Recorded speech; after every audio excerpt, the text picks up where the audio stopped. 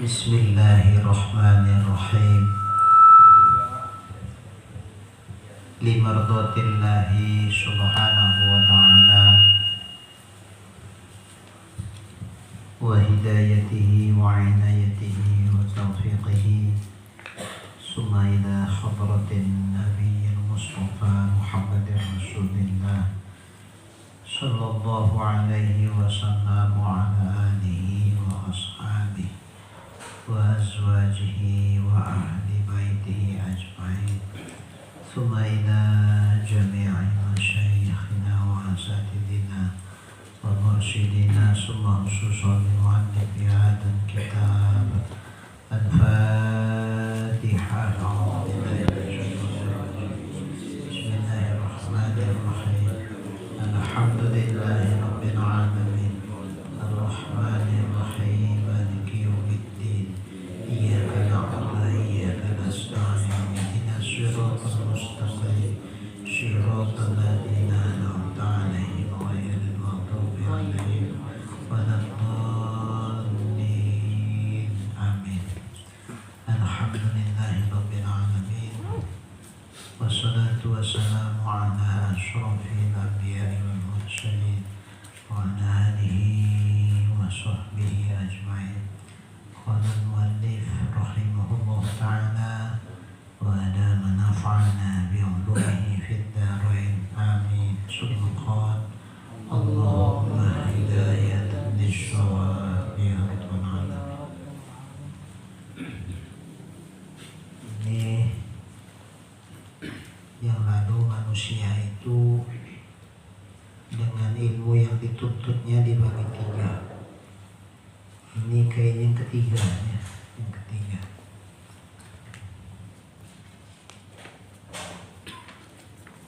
Yaitu menuntut ilmu dengan niat untuk mendapatkan dunia. Jadi ilmunya itu dijadikan alat untuk dapat kemewahan dunia. Ilmunya itu dijadikan alat untuk mendapatkan kemuliaan dunia. Ilmunya itu dijadikan alat untuk megah-megahkan orang. Banyak jemaahnya, banyak jemaah itu kalau ustaz tuh 1000 kemana itu jemaah itu. Walaupun dalam hati senang gitu senang. Memang tidak itu dia. Nah, dipuji-puji dengan banyak jamaah. Ini yang macam begini termasuk kategori si penuntut ilmu yang meniatkan untuk itu. Ini termasuk yang celaka. Nauzubillah. Nauzubillah. Jadi sebelum masuk ke inti pokok pembahasan daripada kitab Maraqil Ubudiyah ini, di awal-awal Imam Nawawi mengingatkan kita jangan begitu. Sambungan dari yang lalu. Wa yadkhul bi'ilmihi kullu madkhal. Maka masuklah dengan ilmunya itu tiap-tiap yang tempat masuk. Maksudnya yang yamkuru bi'ilmihi makron katsiran. Ia melakukan makar dengan ilmunya itu akan makar yang banyak. Apa itu makar di sini? Melakukan dengan ilmunya itu bukan untuk kebaikan akhirat dia, malah banyak membuat kerusakan dengan ilmunya itu. Itu makar. Qul Allah berfirman di ayat Quran ini kayaknya. Wala tattakhidhu aymanakum dakhala. Dakhalan bainakum. Maka janganlah kamu menjadikan sumpah kamu itu aymanakum dakhala. Makna dakhala bainakum, dakhalan bainakum di antara kamu. Maksud dakhalan di situ ay makran wa khadi'atan. Makar, perbuatan makar, tipu daya. Jangan. Kalau nggak sumpah ya sumpah yang betul-betul luruslah sumpah itu karena Allah. Jangan sumpah itu sekedar untuk makar, untuk melakukan satu tindakan yang buruk atau khadi'ah. Rojaan ayyaqdiya, dia berharap bahwa akan tunai. Maksud tunai di situ ya berdoa akan sampai, wayanala, dan mendapatkan minat dunia, bahagian daripada dunia, watalah hajatahu, yaitu akan hajatnya. Nah, jadi dia jadikan dunia itu, jadikan ilmunya itu sebagai makar. Apa maksud makar? Hanya untuk supaya selesai hajat dunianya, selesai hajat dan kepentingan duniawi dia. Nah, kalau hajat yang dimaksud duit, ya supaya dapat duit. Kalau hajat yang dimaksud adalah kedudukan, ya dapat kedudukan. Kalau hajat dunia yang dimaksud dia itu adalah untuk mendapatkan kemegahan, ya tujuan dia untuk megah, untuk mulia dan seterusnya. Wahwa, dan dia ar-rajulus sadis, laki-laki yang ketiga, maksudnya manusia bahagian yang ketiga yang niat untuk ilmunya itu untuk yang itu, ma'adzalik, beserta yang demikian itu, ja'alal ilma wasilatan ila tilkal awrad, ia menjadikan ilmu itu, laki-laki bahagian yang ketiga, penuntut ilmu yang bahagian ketiga, ia jadikan ilmu itu sebagai wasilah untuk tujuan-tujuan tersebut. Tujuan tersebut itu apa?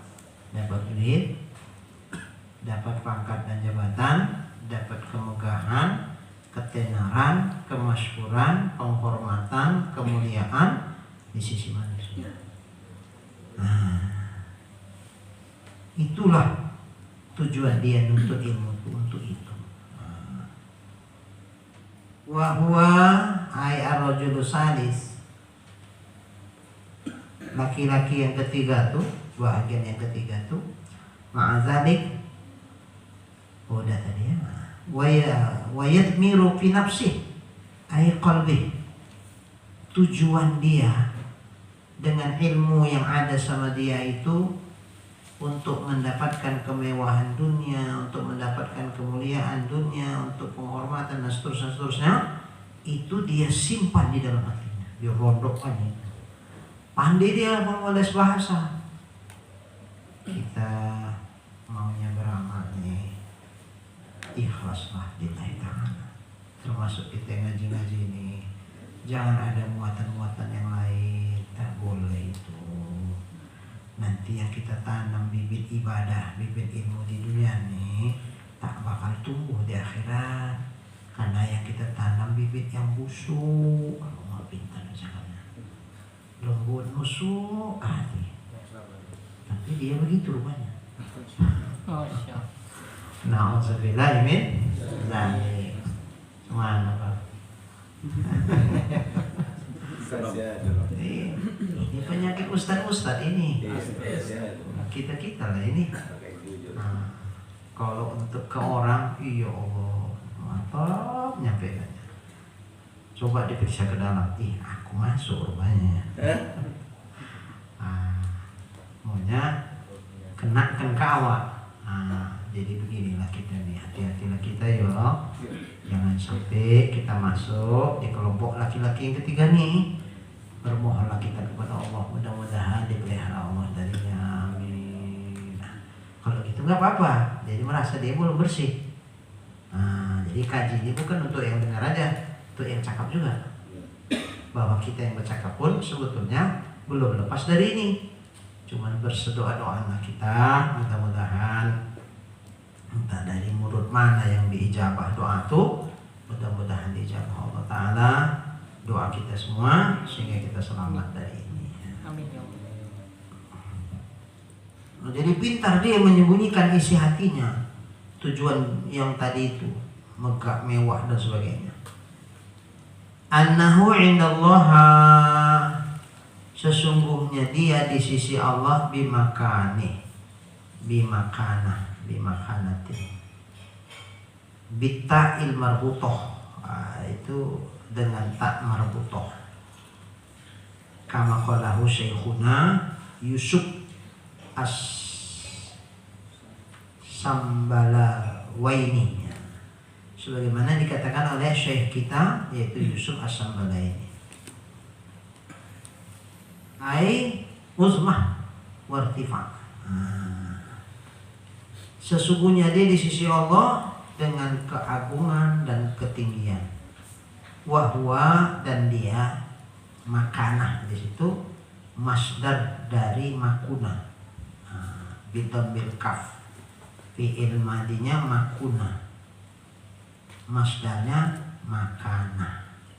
Kata fil misbah, demikian itu yang ada dalam kitab kamus Al-Misbah. Zakara Jauhari fi fadlil kaf, fi faslil kaf, dan telah menyebutkan Imam Az-Zawhari dalam fasal kaf annal makanah bimakna aman al-manzilah. Makanah di situ pengertiannya manzilah, kedudukan. Wahwa min kana, dia dari kasar kata fi'il madinya kana. Wa fi faslil mim, dan pada fasal mim maknanya al-istiqomah. Makanah di situ pengertiannya adalah istiqomah. Wahwa min makuna, dia dari kalimat fi'il madinya makuna. Kalau makuna masdarnya maknanya makanah, maknanya istiqomah. Kalau berasal dari kata kana, masdarnya makanah, maknanya manzilah. Manzilah. Jadi kalau dari kana, makanah itu isi masdar, makna makanah dari kata kana berarti manzilah. Tapi kalau makanah itu masdar daripada makuna, maka dia maknanya adalah istiqomah.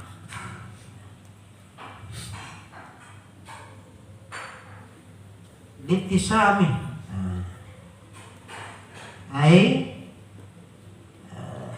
litikhadihi simatan ay alamah di nafsihi. Dia menjadikan ilmu itu simah. Apa itu simah? Alamat. Alamat apa? Alamat untuk dirinya. Alamat dalam hal apa? Bisimatil ulama. Ilmu itu sebagai hiasan buat dirinya, sehingga ia bisa berpenampilan seperti penampilan ulama. Tapi sebetulnya hatinya tidak ulama.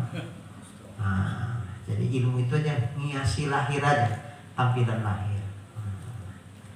Dengan ilmu itu dia memposisikan dirinya seolah-olah dia bahagian daripada ulama. Ai bi alamatihim, dengan tanda-tanda ulama. Wa tarsimuhu ay tusawiruhu, dia pun bolehlah bersuruh.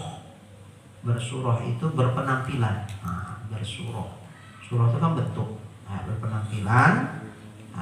Berpenampilan wahwa tusawiruhu, berpenampilan birusumihim ay bisuratihim, dengan surahnya ulama. Mulailah.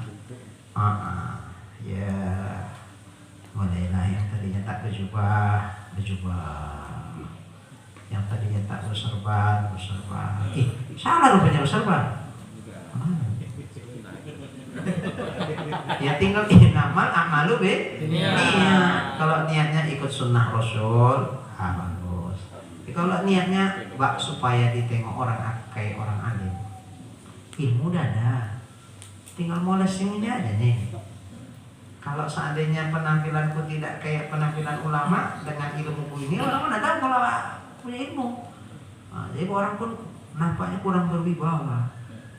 Ini kayak ustaz-ustaz biasa, tapi begitu pakai jubah, pakai sorban, penghormatan orang bersama orang beda. Syekh kabir. Kalau enggak kayak ustaz-ustaz biasa aja. Kayak ustaz biasa. Jadi orang pun menilai kita, ustaz biasa gitu. Ya. Kalau ini kan nampak aura ulamanya itu nampak. Ya.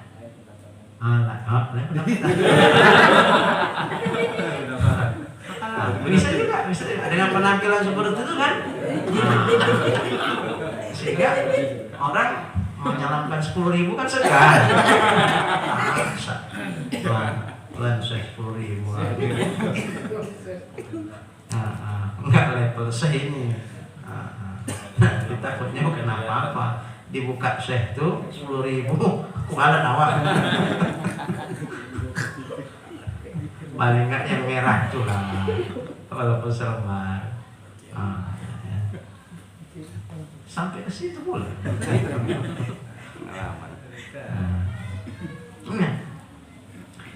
Kemudian cakap kita pun mulai gaya-gaya lah, kayak gaya ulama. Ya, padahal kalau di belakang hancur cakap.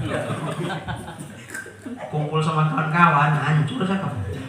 Begitu depan jamaah, Assalamualaikum warahmatullahi wabarakatuh.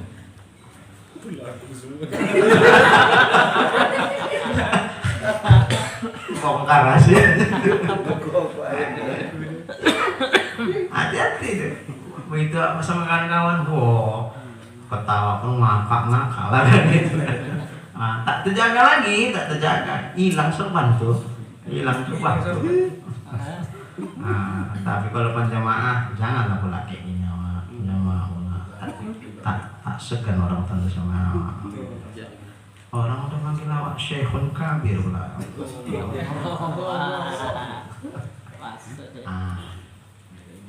Jaga image. Inilah yang dicatat dalam kitab. Sehingga kita hanya mau dinilai orang, kita nggak mau dapat penilaian daripada Allah Ta'ala.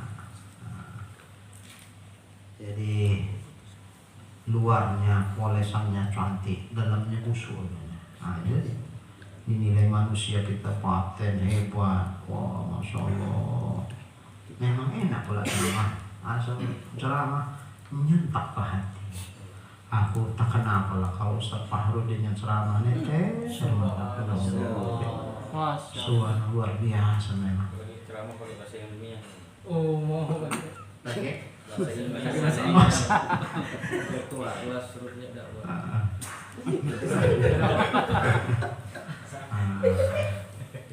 Iya. Itu. Jadi rendah di itu aja. Bukan dia mau mendapatkan sesuatu kemuliaan di sisi Allah. Jadi polesannya itu aja sama dia. Polesan ulama. Sebetulnya dia bukan ulama. Insyaallah. Di suratihim fizzi bi kasri zain ay al-libas wal hay'ah. Jadi surah itu berpenampilan apanya? Libas wal hay'ah. Apa libas pakaian? Tadi baju gua tampak lebih berwibawa. Kalau bodoh lapis dua lah. Ini kan gamis, pakai luar lagi. Memang kayak kan saya pula. Badan ada pula potongan kan. Bawa tasbih. Kalau bawa pimpin nggak bisa.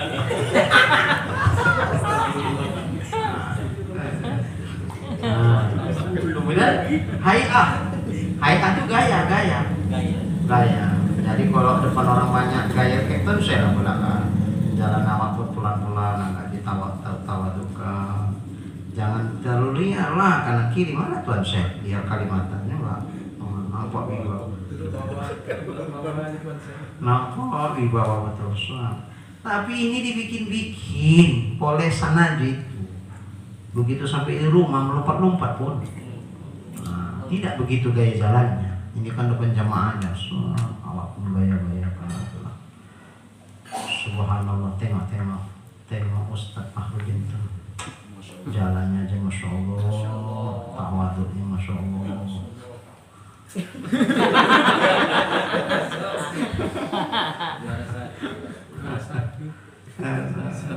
Tapi depan orang, kalau nggak depan orang, wah hilang semuanya. Jadi ini sekedar berpenampilan, apa namanya, polesan, casing.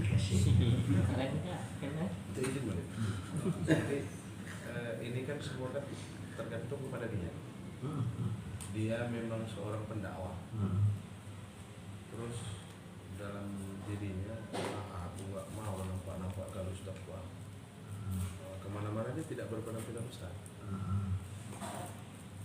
Nah itu kalau dalam konsep dia seorang pendakwah agama, dia berpenampilan, intinya dia tidak mau menunjukkan gitu, kalau dia seorang ustaz. Tapi yang namanya seorang ustaz atau seorang ulama dengan berpenampilan seperti itu, apakah menyalahi dalam akhlak? Iya. Jadi macam mana posisinya Murid?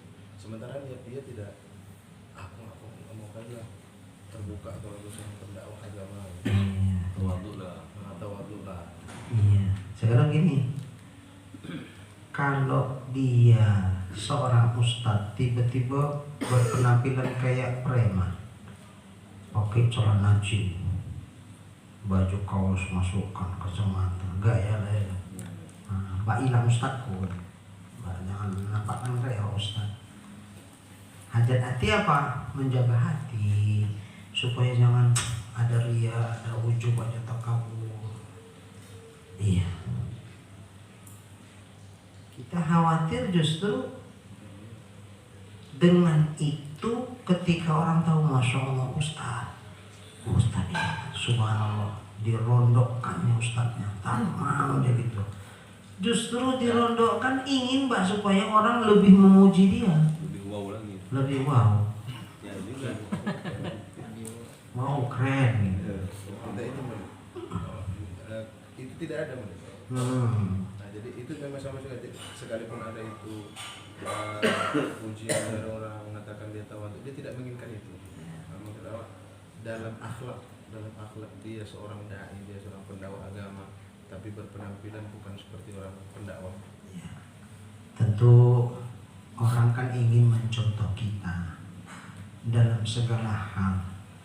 Orang kalau udah gandrung dengan seseorang, kita tengok anak muda yang gandrung sama Michael Jackson, gaya jalannya pun kayak Michael Jackson, bahkan gaya coloknya kayak Michael Jackson. Pokoknya diadopsi lah perilaku, gaya hidup dan seterusnya. Makanya sogianya karena kita ulama, kita orang alim, pendakwah, ya macam mana pendahulu kita begitu berpenampilan, begitulah. Cuma niatnya diluruskan.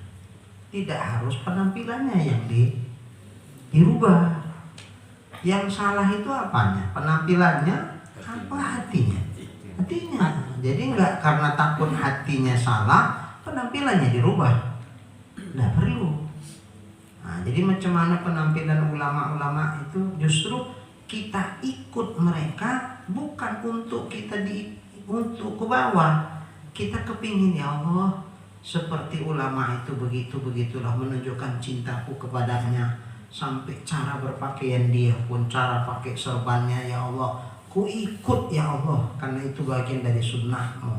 Jadi kecintaan kepada seseorang itu menjadikan kita kepingin seperti dia, sehingga cara berpakaian kita juga seperti dia, cara pakai serban kita juga seperti dia, bahkan cara bicara kita juga seperti dia. Menunjukkan apa? Kecintaan kita kepada dia. Bukan aku begini supaya aku dicontoh. Nah, bukan. Kita mencontoh yang di atas, yang di bawah dengan sendirinya mencontoh kita. Misalnya macam tongkat estafet, maka kita perlu bersihkan niat ke bawah itu kita bersihkan. Kita semata-mata mencontoh mereka bagian dari kecintaan kita kepada para salafus saleh, orang-orang terdahulu dari kita, mereka yang saleh itu. Nah, jadi itu aja, nggak ada motivasi lain. Jadi aku ini kenapa? Ya udah baju-baju sekarang. Ya suka aku tengok ulama-ulama dulu berbaju-baju. Jadi mudah-mudahan ada keberkahan daripada mereka sampai ke aku. Aku mungkin nggak bisa menyontoh akhlaknya yang mulia-mulia. Mungkin dari sisi pakai baju ini menjadilah. Di samping juga aku terus ingin meningkatkan kualitas diriku sehingga aku lebih mirip-mirip seperti mereka dalam berpenampilan karena wujud dari rasa cintaku kepada mereka. Jadi aku mencintai para ulama karena kecintaanku kepada Allah Subhanahu wa Ta'ala. Jadi ulama ini adalah wasilah bagiku untuk aku dekat dengan Allah. Karena memang memang kalau kita memandang orang alim yang hati kita langsung nyambung kepada Allah, itu menunjukkan hati dia itu nyambung sama Allah. Nah, sehingga aura dia itu menggetarkan hati kita untuk ingat kepada Allah. Tapi kalau kita memandang kepada seorang lantas kecenderungan kita kepada dunia itu lebih tinggi, nah berarti hati orang itu ya kurang lebih mirip-mirip begitulah. Karena mendorong dia kepada kita. Soal bercakap ceritanya, cuman tiap hari kok beli mobil itu berapa mobil? Ceritanya mobil, HP apa HP? Nah, situ aja. Bukan ada nasihat, bukan ada cerita apa, nggak ada. Ceritanya cerita dunia saja. Nah, kalau seperti ini hati awak cenderunglah kepada dunia. Nah, maka kita hilangkan itu. Karena ulama-ulama kita yang dulu-dulu pun kalau berjumpa ujung-ujungnya dinasihati awak supaya lurus, dipantaunya kita. Karena mereka orang yang hatinya dekat dengan Allah, hati mereka itu bisa menembus kondisi hati kita, sehingga ketika nampaknya kita sudah menceng, nasihatinya kita. Jadi betul-betul kita dirawatnya, macam mana merawat bibit yang baru ditumbuhkan itu, baru ditanam. Nah, dirawatnya, disiramnya dengan air, jangan terlalu banyak nanti busuk bibitnya, tapi jangan sampai kering, nanti kering tak mau tumbuh. Jadi basah-basah lembab itu disiraminya, kasih pupuk kalau perlu. Kalau ada yang mengganggu pertumbuhannya, rumput-rumput di sekitarnya tumbuh, dicabutinya. Kalau ada semut-semut segala macam, dibasminya semut tuh, jangan sampai mengganggu akar-akar yang tumbuh. Begitulah dengan sabar. Nah, begitu juga lah kita contoh mereka. Ketika kita pun sudah punya jamaah, seperti mereka menanamkan pendidikan akhlak yang mulia kepada kita, begitu juga lah kita kepada jamaah-jamaah. Jadi niatnya lurus saja, jangan untuk yang lain-lain gitu. Nauzubillah. Izin boleh mengenai penampilan ulama, saya pernah melihat seorang ulama yang dia memakai tasbih seperti kalung dan dia memakai gelang. Apakah itu diperbolehkan? Meniru perempuan. Oh iya, ya barangkali jangan dikalungkan. Dikalungkan nggak cocok, itu dipegang. Kalau ulama-ulama dulu pula megang lah, bukan dikalung-kalungkan. Nah, kalau dikalung-kalungkan nanti mirip-mirip sama bisu bola.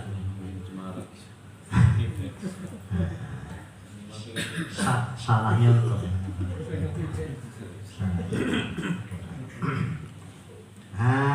Kalau takut jatuh, bukan dikalungkan ke leher, taruhkan ke kantong.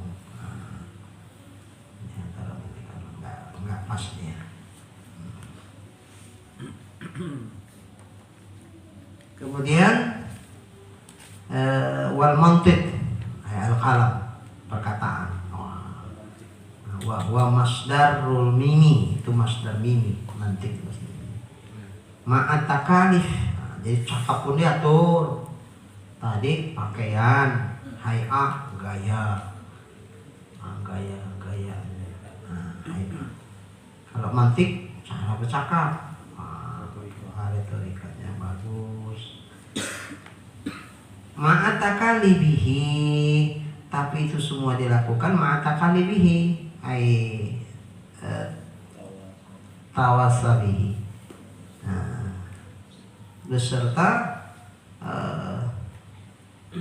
takalif itu tomak dia, tawasid saubun itu melompat, rakus tomak, wa musara'atihi beserta musara'ah sabun itu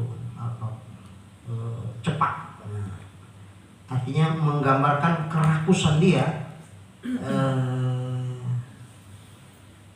adat dunia kepada dunia, zahiran wa batinan, baik secara zahir maupun secara batin. Penampilannya, pakaiannya seperti pakaian ulama, gaya dia seperti gaya ulama, cakapnya pun seperti cakap ulama, tapi ternyata di hatinya rakus sekali kepada dunia. Jadi nggak cocok sama penampilannya gitu.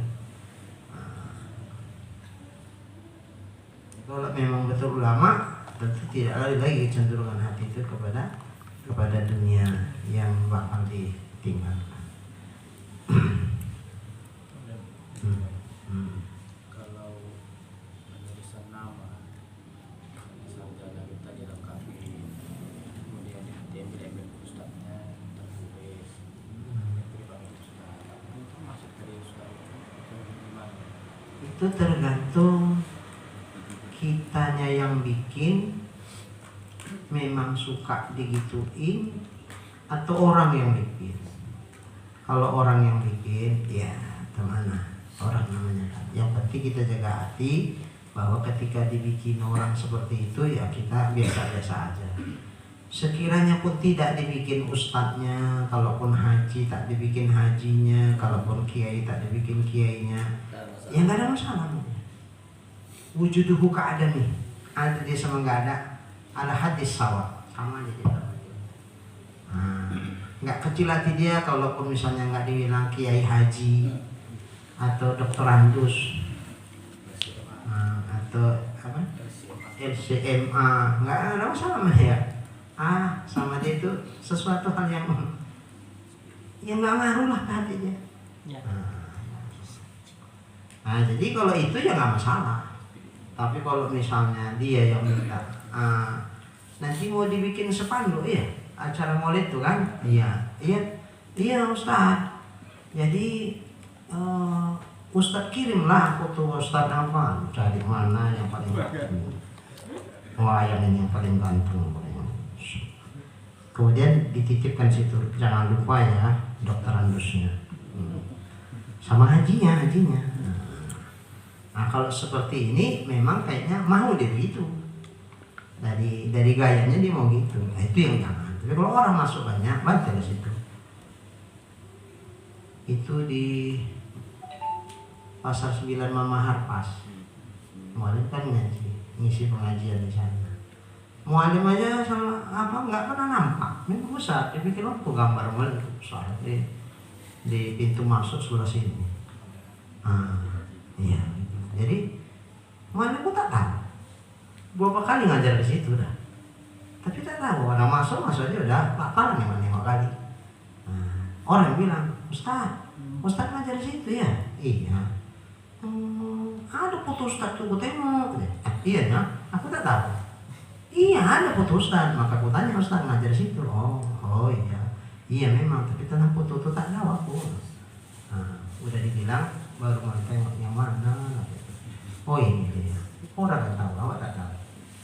Nah ya udah dasar orang tu lah. Bukan nak minta. Kalian bikinlah foto situ, baca orang pada situ. Dibikin terserah, nggak awak minta, nggak dibikin pun ya nggak apa-apa. Semakin tinggi kali pun orang menyanjung-nyanjung awak, makin berat, keberatan awak rasa. Keberatan. Jadi udah biasa-biasa aja. Jadi dalam hati kita tuh nggak minta dia apa-apain lah gitu. Cuman orang memuliakan kita ya itu terserah. Minta dimuliakan itu yang salah. Kalau orang memuliakan kita dengan artian bahwa dia menyangka kita begini bertabaruk segala macam, ya udah. Asalnya awak sonang kali, asal jumpa, sonang ya gitu lah memang sama ustaz itu mesti hormat deh, nggak kualat kan. Nggak gitu-gitu juga. Jadi di hati dia sebetulnya zahir batin menginginkan dunia, tapi kalau penampilannya penampilan akhirat semua. Fahada ay arrajul sadis, maka ini laki-laki yang di bagian ketiga ini minal halikin, termasuk bagian dari orang-orang yang celaka, yang binasa. Na'udzubillah min dzalik. Wa minal hamaq bi fathil ha, bi fathil ha wa sukunil mim, patahkan ha, sukunkan mim, jadi hamki. Hamki itu bil qasr, dengan dikasar, bukan dengan alif mamdudah tapi alif maksuroh. Jadi hamqah ya, hamqah. Jadi alifnya itu alif maksuroh, bukan alif mamdudah. itu jam'u ahmaq, jamak dari kata ahmaq. Wa hamiqa bi kasril mim, hamik. Huma keduanya itu lil muzakkar, untuk muzakkar. Ahmaq, hamik sama, jamaknya hamqa. Itu untuk muzakkar itu. Adapun kalau untuk muannasnya hamqa, hamqa'a, itu muannas bil maddin, bil mad dengan mad, hamqa ada madnya itu. Itu adalah untuk lil muannas, untuk menunjukkan perempuan. Kama fi shihah, sebagaimana dalam kitab syarah, kitab kamus as-shihah. Wa makna hamaq bi fathatain, adapun makna hamaq dengan dua fathah hak sama mimnya, hamaq dipatahkan keduanya, au bidhammin wa sukunin, atau dhammah dan sukun. Dhammah haknya, sukun mimnya, hamkun. Wa huwa masdaru qillatil aql, itu masdar yang menunjukkan qillatul aql, sedikit akal, berarti bodoh. Kalau sedikit akalnya kan bodoh, sedikit berakal berarti bodoh ya. Wa fasadi, dan menunjukkan dia fasad, rusak akalnya. Wa madihi, adapun madinya adalah hamiqa bi kasril mim, boleh dibaca hamiqa madinya atau hamuqa, hamiqa boleh, hamuqa boleh. Masdarul matmum, masdar dari matmum yang mencakup hamaqah aidan, hamaqah juga. Nah, jadi orang yang seperti itu termasuk bagian dari orang-orang yang celaka, dan juga termasuk orang-orang yang bodoh, karena dia memilih sesuatu yang fana. Al-maghrurin, orang yang tertipu. Al-makhdu'in, yang tertipu. Bisyaitan, oleh syaitan. Tertipu dia oleh syaitan. Na'udzubillahi min dzalik. Idzir raja muqati'un an taubatihi, karena harapan dia itu memutuskan daripada taubatnya. Enggak taubat dia kepada Allah. Udahlah salah sampai mati tidak taubat kepada Allah. Na'udzubillahi. Di anna taubatahu la turja, karena sesungguhnya taubatnya itu tidak diharap. Kenapa? Di fauti qasdihi 'alaiha, karena luput maksud dia atas taubat itu. Enggak ada terniatkan mau taubat. Hidup dia begitulah, bergelimang dengan maksiat itu. Muqata' bi fathhi ta', itu ismu makna, adalah isi makna. Muqata', kalau dipatahkan toknya isi makna. Kalau munqati', amal munqati' dikasriha dengan kasroh toknya, munqati' bahwa ismu ainin, itu ism ain. Kalau yang sana isi makna, berarti pengertian. Kalau ini ain, benda. Li dzannihi annahu minal muhsinin. Kenapa dia tidak bertobat? Kenapa dia nggak tobat? Nggak perlu rasa dia bertobat, karena sesungguhnya dia menyangka dirinya termasuk bagian dari orang yang baik. Aku kan baik, aku ilmu ada, amal ada, ustaz pula pun aku kan. Jadi aku orang baik. Jadi karena dia merasa orang baik, tidak perlu tobat, tapi mati. Nauzubillahi min dzalik. Al-muhsinin ay al-amilina bi'ulumihim, ya, termasuk orang-orang yang beramal dengan ilmunya gitu. Orang baik aku. Wa huwa ay ar-rajul salis, padahal dia laki-laki bagian ketiga itu ghafilun, dia lalai an qauli ta'ala, dari firman Allah Ta'ala. Apa firman Allah? Ya ayyuhalladzina amanu lima taquluna ma la taf'alun. Hai orang-orang yang beriman, mengapa kamu bercakap sesuatu yang kamu tidak amalkan?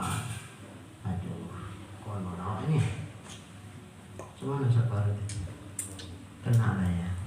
Enggak semua yang sampaikan pun sudah amalkan. Ya Allah. Jangan pelit-pelit ya.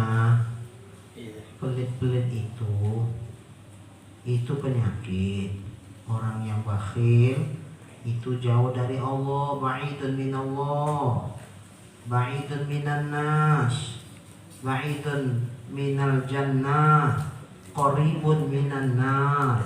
Jauh dari Allah tuh. Allah nggak suka tuh sama orang pelit. Manusia pun tak suka. Buktinya orang pelit sama pelit pun tak suka tuh sama orang pelit. Bercakap pelit. Jadi dibilang yang ini, si A pelit, si B pelit, si A nengok si B yang pelit tuh diceritain itu parah itu. Padahal dia mau pelit juga sama. Jadi orang pelit nengok orang pelit pun tak suka. Itu cukup jadi dalil bahwa pelit itu gak bagus. Makanya jangan pelit. Benci orang kalau awak pelit. Kemudian jauh dari surga, dekat dengan neraka. Makanya jangan pelit-pelit. Tapi itu pelit. Ini kena ini. Kena ini. Jadi dia cakap jangan pelit, orang ke awak. Tapi kalau ke orang nggak apa-apa lah pelit. Orang ke awak jangan pelit. Kalau awak orang nggak apa-apa lah. Cuman mana sabarnya. Jadi kita lihat guru-guru kita dulu, pemurah-pemurah orang tua. Mengaji di rumah, ada tahap makanan dimasakkan, disedekahkan, dikasihlah jamaah itu. Itu bagian dari melatih juga itu. Buat jangan pelit awak. Jadi Astagfirullahaladzim, anak-anak itu dikasih apa di rumah?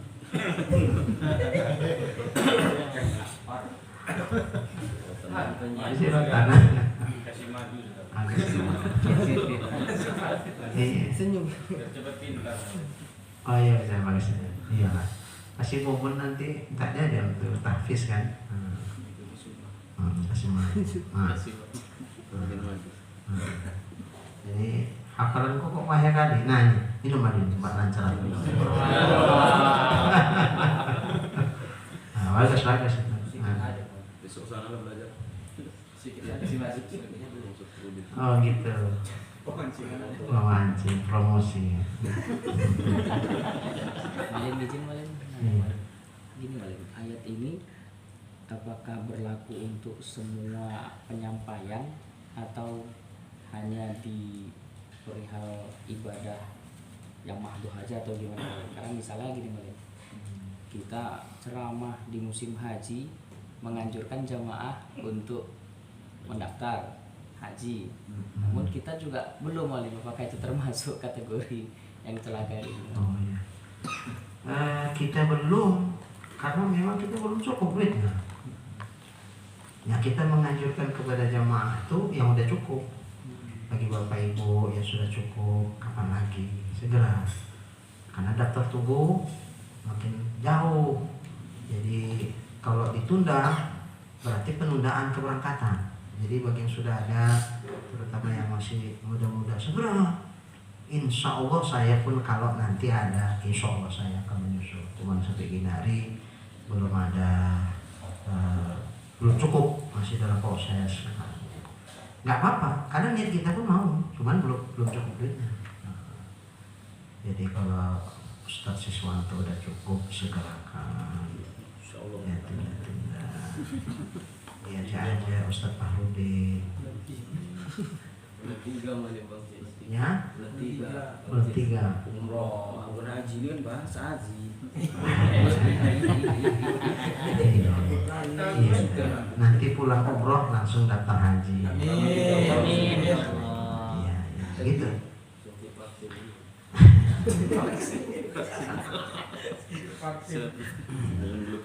Nah, jadi kalau misalnya kita yang salah itu kita mampu melakukannya tapi tidak kita bikin sementara orang kita suruh. Nah, itu yang maksudnya tadi. Ya, kalau memang kita nggak mampu, bukan berarti kita nggak boleh nyuruh orang melakukan kebaikan sementara kita belum melakukan kebaikan. Itu bukan karena nggak mau, memang ketidakmampuan. Misalnya kita cerita zakat, nah tentu kita anjurkan orang zakat kan bagi yang mampu gitu. Sementara awak tak mampu berzakat, ada zakat fitrah lah. Nah, zakat harta nggak ada pula cukup nisab, haulnya sudah bolak balik, tapi nisabnya nggak sampai. Nah, tentu kan tidak wajib kita berzakat. Lalu kita nggak berzakat, tapi kita anjurkan orang yang sudah cukup nisab berzakat, ya kan nggak salah.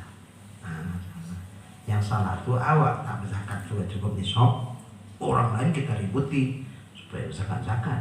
Kita bacakan ayat bagaimana kalau tak berzakat tuh disetrika, bapak tahu setrika kan ada ayat itu ada ayat yang menyatakan itu fatukwa biha zibahuhum wa zuhuruhum wa junubuhum, disetrikakan Allah lah harta yang tak diinfakkan di jalan Allah, berarti termasuk zakatnya itu kan. Ke kening mereka, jibah mereka, punggung mereka, samping mereka. Sementara awak pun sebetulnya tak berzakat, duit pun ada sebetulnya cukup nisab, itu yang kena. Tapi kalau awak belum cukup nisab pula ya nggak apa-apa. Ini kan bagi yang mampu ya kita bilang. Ini kalau dipahami firman Allah ini dengan seperti zakat ilmu gitu kan, artinya kan ini sudah tahu kita, cuman bisanya sekali kita melakukannya gitu. Tak bisa sering-sering. Apakah bisa dikecualikan dari firman Allah? Misal kita kan anjurkan tentang sholat tasbih, tapi kan ada minimal sekali seumur hidup. Oh iya. Minimalnya kita ngambil minimalnya gitu. Iya, ya nggak apa-apa. Artinya ya kita nggak bisa banyak-banyak, tapi intinya kita sudah melakukan itu. Jadi kita himbau jamaah juga untuk melakukan hal yang sama, nggak apa-apa.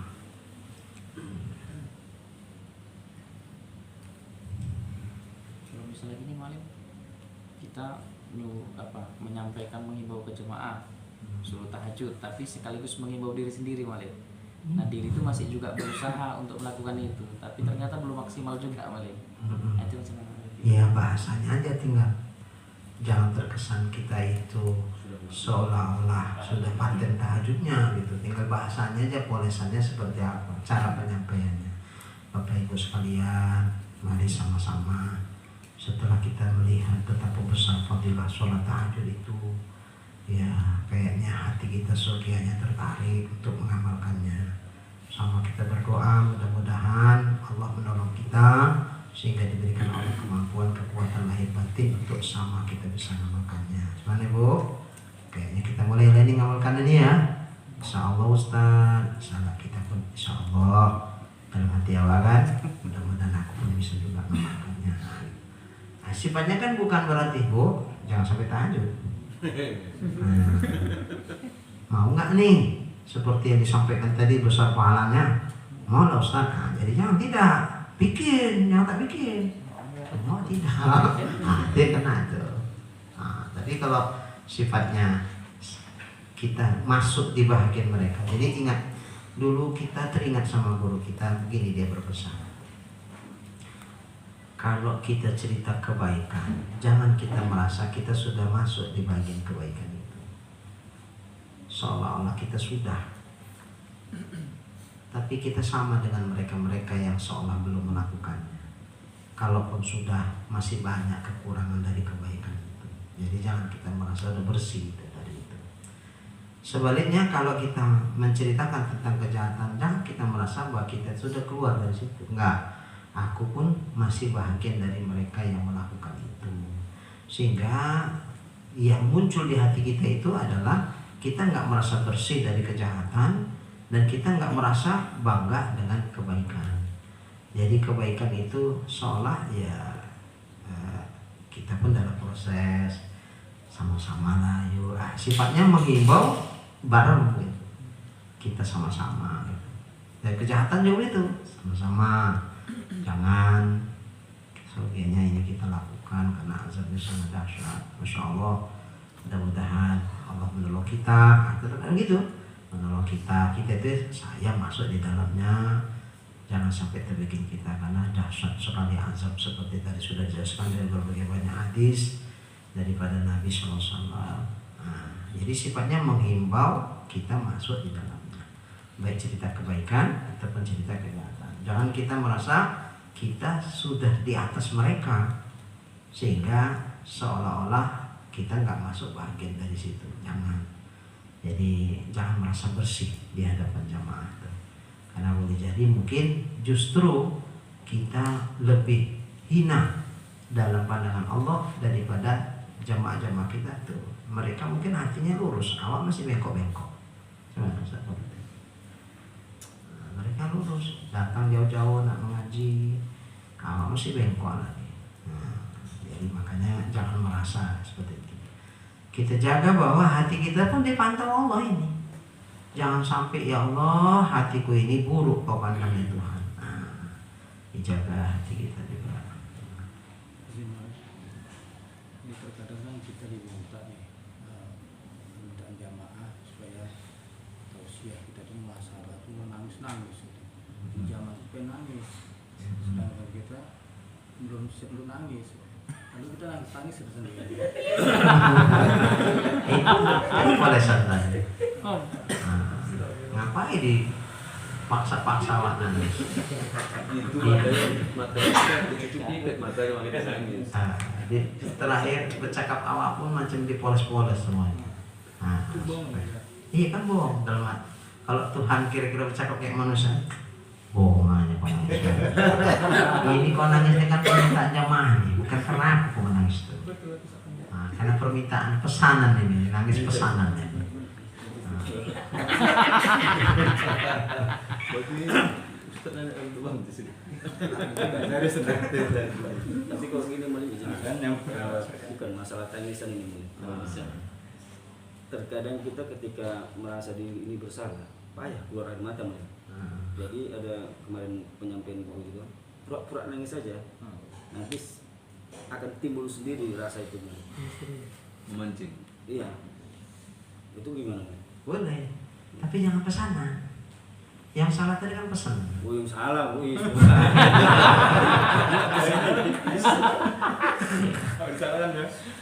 Pesanan itu yang salah. Terakhir kayak pemain sinetron awal. Kalau pemain sinetron nggak apa-apa, karena yang nonton nggak ngerti hati awak. Tapi kita kan mau kita tampilkan ke Tuhan ini. Munajat ini kan mungkin kita tampilkan ke Tuhan, zikir ini mungkin kita tampilkan ke Tuhan. Kenapa mesti polesan? Ya udah, kalau memang nggak bisa, ya udah nggak bisa. Apa Bapak? Ya kalau Bapak suruh-suruh kayak gitu, berarti Bapak nyuruh saya ini pura-pura nangis ini. Jadi gini aja lah Pak, tergantung situasi dan kondisinya jalan nanti. Seandainya misalnya nggak pun bisa menangis, ya itulah yang memang terkondisikan.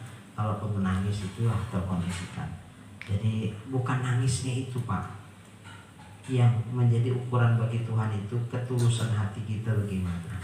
Kalau tangis itu keluar dari sebuah ketulusan ya nggak apa-apa. Kalau nangis itu karena desain itu kan malah jelek kita di pandang Allah Pak. Jadi ya permintaan Bapak sah-sah saja, tapi kayaknya aku pun nggak bisa menjamin apakah jamaah bisa nangis apa enggak. Jadi ada aneh. Kalau jamaah mereka saja khusus bisa pula nangis, itu doa. Giliran awak yang berdoa tidak menangis dia. Tapi kalau jamaahnya yang berdoa, langsung terus bisa menangis, meraung-raung bisa. Jadi apa ini? Tapi ya udahlah, kita suzon nggak boleh ya, suzon nggak boleh. Jadi kesannya kayaknya ya macam terkesan dibikin-bikin, walaupun mungkin tidak bikin-bikin ya. Tapi yang pasti kalau dibikin-bikin ya Allah tahu itu. Jadi kalau diminta orang Ustaz, nanti muhasabahnya pas di muhasabah Ustaz, ya Ustaz kayak mana lah gitu bisa membuat jamaah itu bisa menangis gitu. Ya kan gampang mungkin nangis, tepuk ya satu nangis. Pas bawang aja. Izin malim, jadi ada seorang ustaz misalnya malim, ketika dia menyampaikan tidak sesuai dengan perbuatannya malim. Misalnya dia menyuruh anak-anak untuk bersedekah, padahal dia sendiri memang jarang bersedekah. Dan ketika anaknya itu melakukan sedekah tersebut, dan apakah amal jariah anak tersebut mengalir kepada ustadz tersebut? Iya. Kalau tersebab karena dia juga orang melakukan kebaikan, tentu pahala kebaikan itu tetap ada sama dia. Cuman kita khawatir pahala kebaikan itu dibandingkan dengan dosa. Kabura maqtan indallahi an taqulu ma la taf'alun, itu ternyata lebih besar dosa karena dia cuma nyampaikan tapi tak mengamalkan, dibandingkan dia kecipratan dosa dari karena anak-anak itu melakukan kebaikan tersebut karena dia. Jadi balance saja udah paten, takutnya lebih besar lagi dosa yang cuma nyampaikan tak diamalkan. Jadi wahwa ar-rajulu salis ghafilun an qouli ta'ala ya ayyuhalladzina amanu lima taqulu lima taquluna ma la taf'alun. Itu bukan lam itu ya. Kalau lam itu huruf jazam nanti nun tanda rofaknya dibuang. Ini nunnya kan masih tetap ada kan. Berarti lam itu bukan lam huruf jazam, itu lima taquluna ma la taf'alun. Mengapa kamu katakan sesuatu yang kamu tak lakukan? Bahwa hadar rajul, laki-laki ini, miman min ba'di man, sebagian dari orang yang qala fihim, yang Allah katakan terhadap mereka, bihaqihim, pada hak diri atau diri mereka, qala fihim, pada diri mereka, yaitu yang dikatakan oleh Rasulullah SAW. Kata Nabi, ana min ghairi dajjal akhwafu alaikum minad dajjal. Aku tidak begitu kalit, aku dari selain dajjal paling sangat kutakutkan atas kamu dari dajjal itu sendiri. Aku takut memang saat dajjal itu muncul akan membinasakan banyak umat. Tapi aku lebih takut dari dajjal itu terhadap kamu. Jadi Nabi lebih mengkhawatirkan kita dari dajjalnya. Kenapa? Fi riwayatin, pada satu riwayat, ghairud dajjal akhwafani.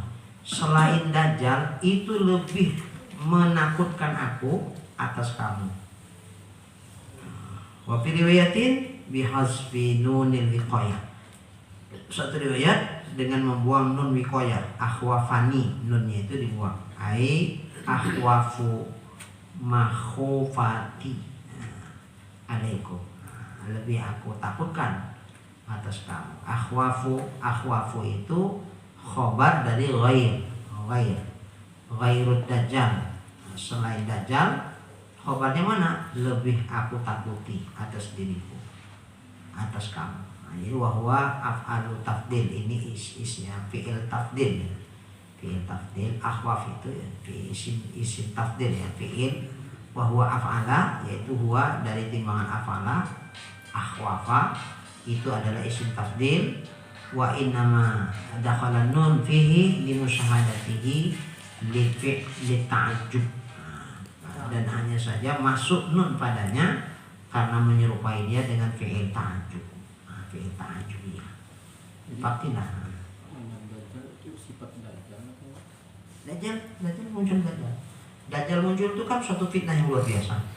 Tapi kata Nabi, ada sesuatu selain dajjal yang lebih kutakuti atas dirimu. Dajjal muncul pun aku khawatir atas kamu. Karena fitnah dajjal itu sangat dahsyat. Aku khawatir juga kalau dajjal itu muncul. Kamu menjadi sesuatu yang aku khawatirkan ketika dajjal muncul. Tapi ada yang lebih ku khawatirkan selain dajjal itu ada. Apa itu? Inilah. Lalu ditanya sahabat, Fakila di Rasulillah. Lalu dikatakan oleh sahabat kepada Rasulullah, belum ada jawaban. Wa ma huwa, apa dia itu ya Rasulullah? Dia yang mana? Ghairud dajjal itu yang mana? Yang lebih kau takutkan itu? Ya Rasulullah, wahai Rasulullah. Faqala, lalu Nabi menjawab, selain dajjal yang lebih kutakutkan atas diri kamu adalah ulama usuh. Nah, itu dia jawab. Ulama usuh. Iya. Jadi ulama su itu lebih dahsyat fitnahnya daripada fitnah Dajjal. Dajjal muncul, aku takut juga atas kamu, khawatir kamu terfitnah karena Dajjal itu. Tapi lebih kutakutkan dari Dajjal itu apa? Ulama su.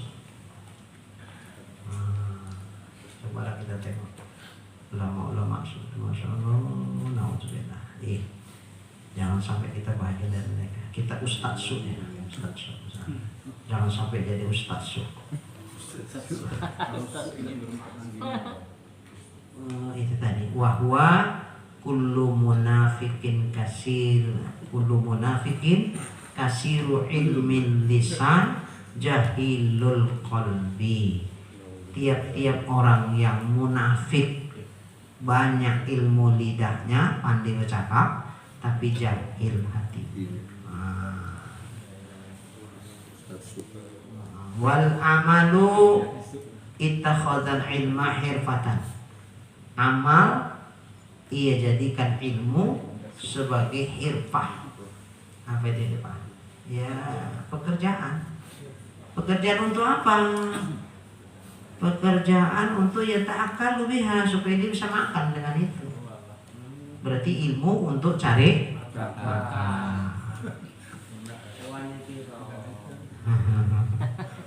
Aduh, kena enggak nih kita nih? Buru-buru orang mah.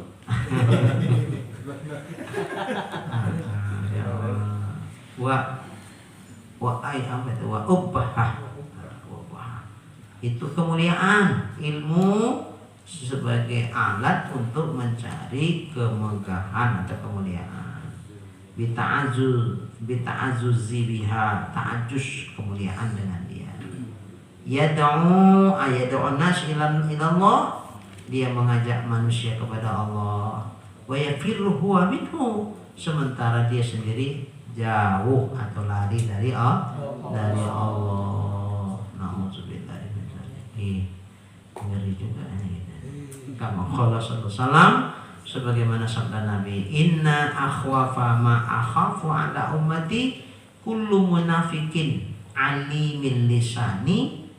Rawahu Ahmad bin Hanbal an Umar bin Khattab.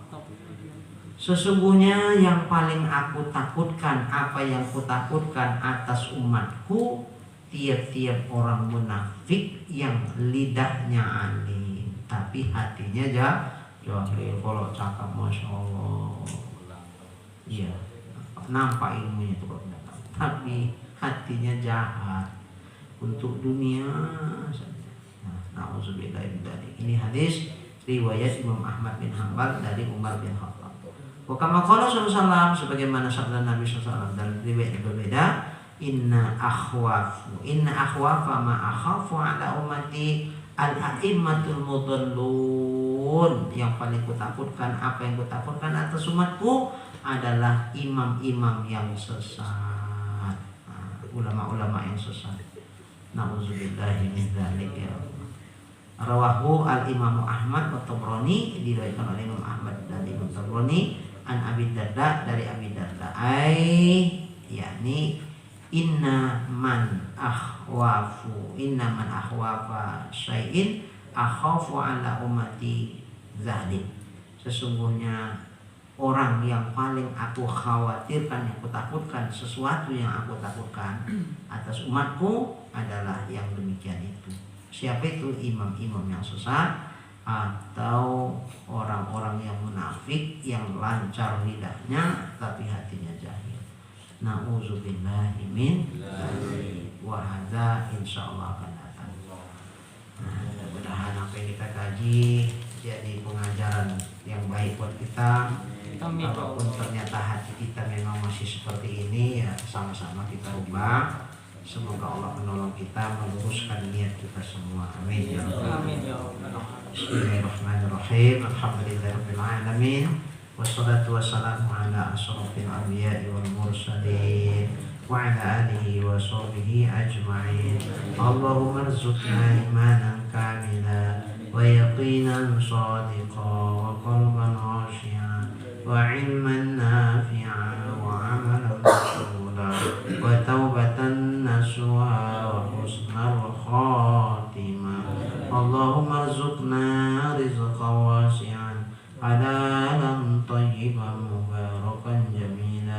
إلى الخير قربنا وعن الشر أبعدنا واقض هوائجنا في الدين والدنيا والآخرة إنك على كل شيء قدير. صلى الله على سيدنا محمد وعلى آله وصحبه أجمعين والحمد لله رب العالمين. تقبل الله منكم.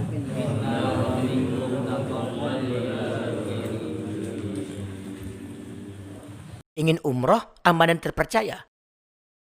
Mari bergabung ke Darul Umroh.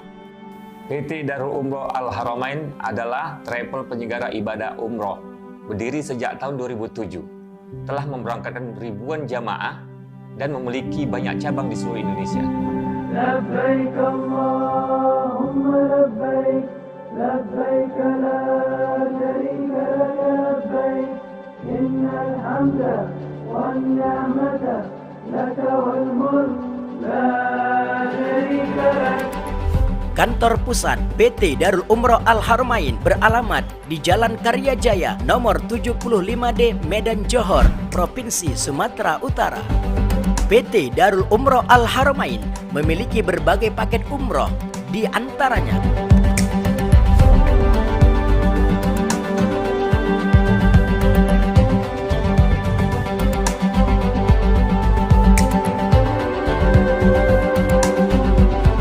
yang dibimbing oleh tim Mama Madinah Makkah dari Indonesia yang berpengalaman, di antaranya